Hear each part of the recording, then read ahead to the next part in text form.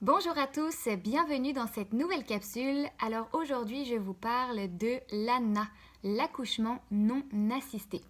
Qu'est-ce que c'est et comment s'y préparer? Alors, pour commencer, qu'est-ce que c'est? C'est d'abord pour un grand nombre de personnes, c'est un choix d'accoucher sans personnel médical pour justement, comme le nom l'indique, nous assister.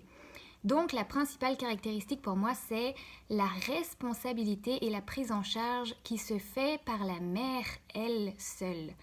C'est-à-dire que la mère prend sur elle ses choix, a confiance en ce qu'elle ressent suffisamment pour suivre son instinct, suivre ses ressentis, et c'est elle qui va guider tout l'accouchement.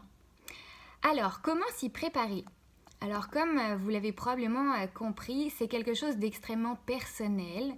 Donc, la préparation va être évidemment différente selon chacune.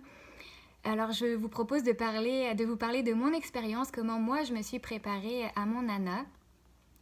Les étapes ont été pour moi, la première ça a été de me renseigner. J'avais besoin de savoir dans quoi je mettais les pieds.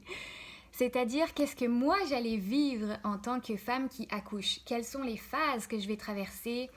Donc j'ai trouvé ces informations auprès de Karine, la sage-femme au Québec, qui est la fondatrice de Quantique Mama, qui a une préparation à la naissance en ligne. Ensuite de ça, je me suis intéressée aux risques, évidemment, les principaux, l'hémorragie de la délivrance. Qu'est-ce qu'on fait si ça arrive? Qu'est-ce qu'on fait si je sens dans mon instinct que ça marche pas? Quel est le plan B? Quel est le plan C? Malgré qu'on ait un plan A. Est-ce que l'hôpital est proche? Est-ce qu'on appelle les pompiers? Dans quel cas? Fait que c'était vraiment de planifier, pour moi, ça a été de planifier où est-ce que ça s'arrête? Qui va déterminer? Il y a eu bien sûr, oui, quand je dis qui, bien sûr l'élaboration de mon équipe, parce que je n'étais pas seule, j'étais accompagnée de 2 amis proches, puis de mon conjoint. Donc, qui allait faire quoi? Quel allait être le rôle de chacun? Qu'est-ce qui était important pour chacun? Et qu'on puisse ensemble créer ce cocon qui allait me permettre d'être dans les meilleures conditions pour enfanter. Ensuite, ça a été beaucoup le travail des peurs. Parce qu'on est une équipe, on a tous nos peurs, puis pour nous, ça a été vraiment de faire ce qu'on a appelé des rituels, où on s'assoit et on partage. Qu'est-ce qui, moi, me fait peur en tant que mère? Si toi, t'étais la mère, de quoi t'aurais peur? Puis on a échangé nos rôles. Si moi, j'étais le père, de quoi j'aurais peur? Qu'est-ce qui m'insécuriserait? Puis si j'étais l'accompagnante, l'amie, qu'est-ce qui me ferait peur?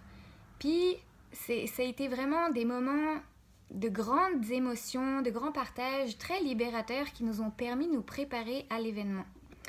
Ensuite de ça, évidemment, il y a la préparation plus matérielle. Qu'est-ce qu'on a besoin? La location de la piscine, si on en veut une. Le fameux rideau de douche, les serviettes, en tout cas, le matériel. Et pour finir, une grande préparation mentale et physique. Pas une grande préparation physique, mais plutôt mentale pour moi personnellement.